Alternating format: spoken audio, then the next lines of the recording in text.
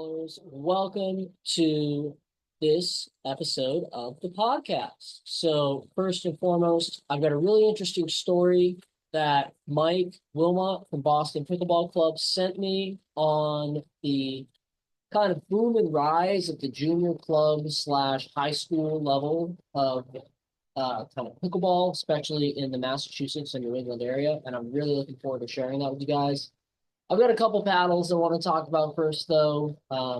Some stuff I'm doing with my main paddle that's a little bit different from what I was doing before, and just a variety of things just to chat about kind of in the space. So, without further ado, let's dive into it.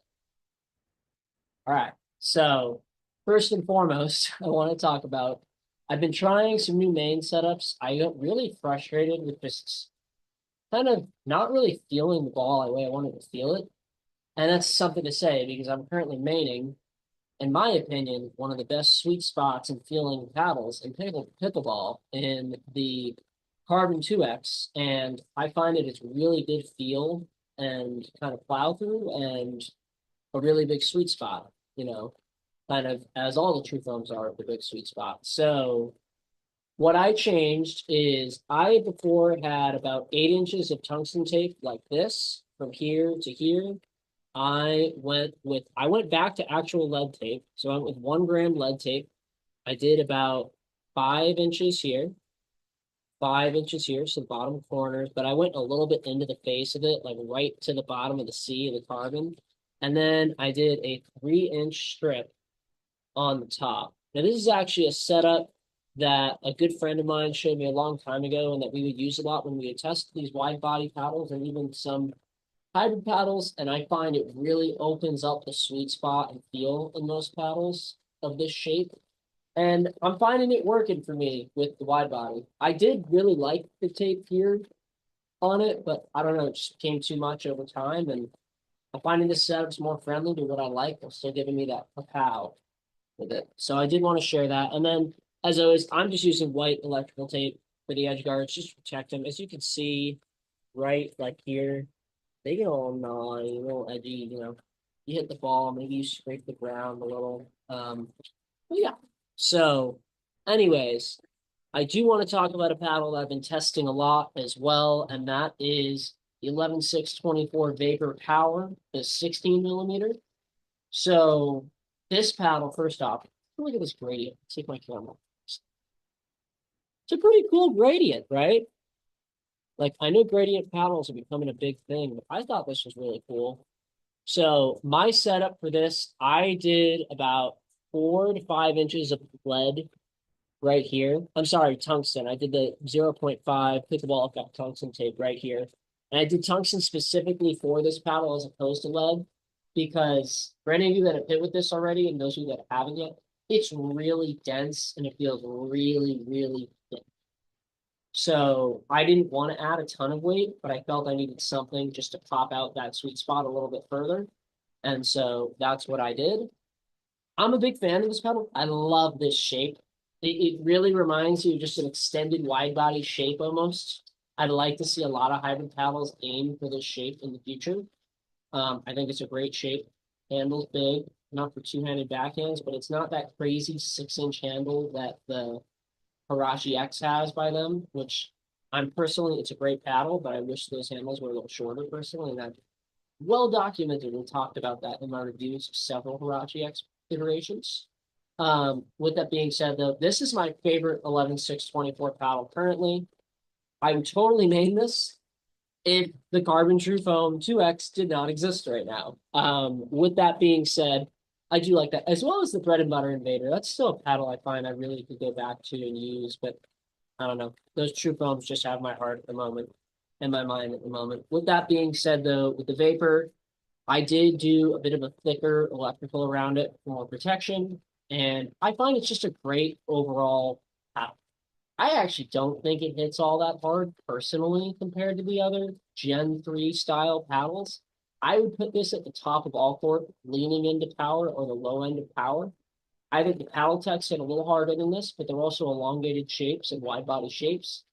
And this isn't maybe per se, we don't really know yet just because we don't have enough science and stats behind it, but we don't know if this is the hardest hitting shape of the bunch. I think that this is the best feeling shape of the set for the 11-6-24 set, and it's my personal favorite of the set. But the Hirachi X does hit a little harder than it, and so I would say this is all court leaning power for me personally, and it's a great paddle. And you guys look, David at 11-6-24 has some of the best steals in football, in my opinion.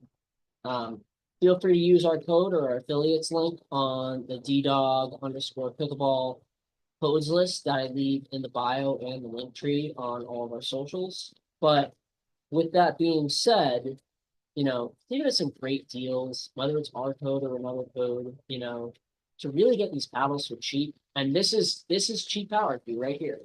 Is kind of that top category of all court leaning into the power category. It's going to be hard to get a top tier power paddle without paying top tier power paddle price, which these days seems like to me it's $250 to $280, and I think that's part of the new Yolas, the new gearboxes kind of coming down the pipe here somewhat with the Pro Ultimate 14 millimeter power paddle and some of these other new paddles that are either coming out or haven't come out yet.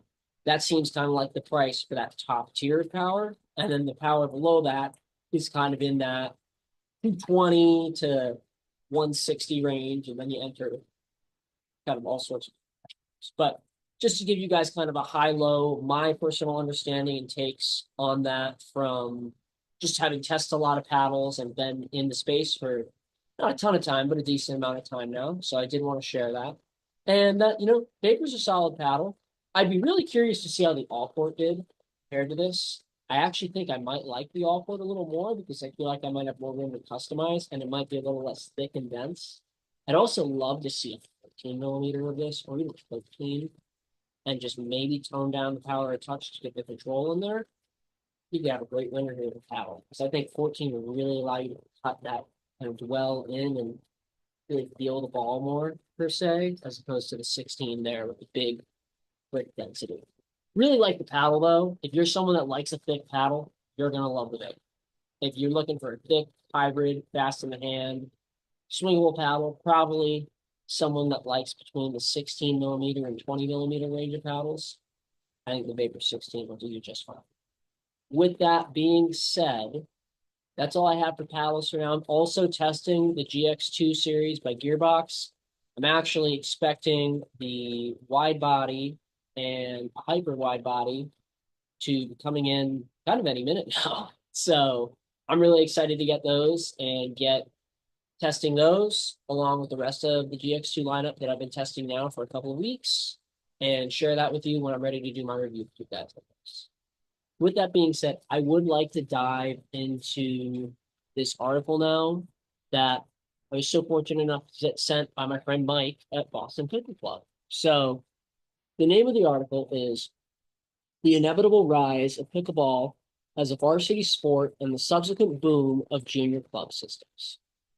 And it reads, Pickleball's meteoric rise from a niche activity to a mainstream sport has been nothing short of outstanding. Once considered a leisurely game for retirees, pickleball's accessibility, inclusion, and fast-paced gameplay have attracted players of all ages, skill levels, and backgrounds. This rapid expansion begs the question, when will pickleball be recognized as a varsity sport at the high school and collegiate levels? The answer is not a matter of if, but when. And when it happens, it will spark the creation of a robust junior club system, paving the way for future generations of elite football athletes.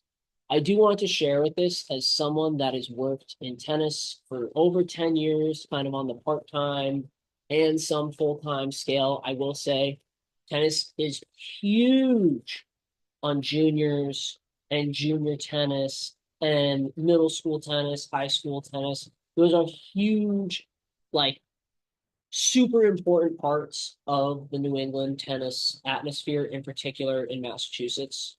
So I do agree with that part of the article. As soon as it hits the schools and it becomes a sport, hey, mom, dad, I want to go play college pickleball, that will definitely be something that is more sought out and more kind of highly played at a younger age group.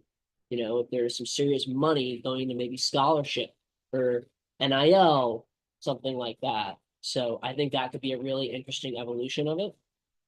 Anyways, let's continue with the article here. So, the evolution of pickleball in schools. The journey towards varsity recognition has already begun. In a groundbreaking move, Montgomery County Public Schools in Maryland introduced pickleball as an official varsity sport in the fall of 2024. This historic decision legitimized the sport within the scholastic athletic system and set a precedent for other school districts to follow. As participation numbers continue to surge and the demand for organized competition grows, it's only a matter of time before more schools and states embrace pickleball at the varsity level. The reasons for pickleball's growing popularity in schools are clear. The sport is relatively easy to learn, requires minimal equipment, and can be played in a variety of settings. It's also an excellent way for students to stay active and develop hand-eye coordination, agility, and strategic thinking skills.